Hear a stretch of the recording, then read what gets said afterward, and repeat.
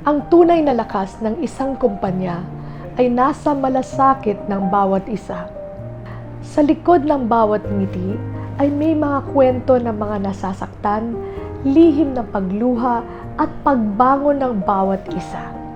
Tunghayan natin ang kwento ni Cheche, isang huwarang ina at 29 years ng miyembro ng One Progressive.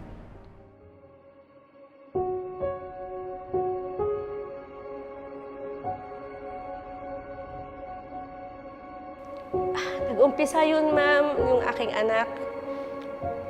Win-workout siya sa UST.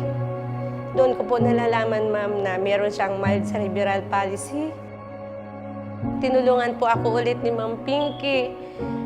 Eto po, tuloy-tuloy na po. Nag-therapy na po yung anak ko, ma'am.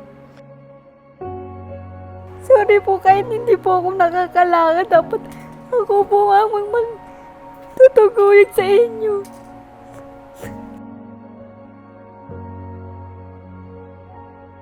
Kaya sobrang laking pasalamat ko kay Ma'am Pinky.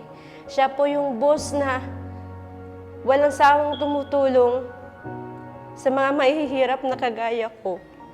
Maraming salamat po. Salamat ng marami, ma'am.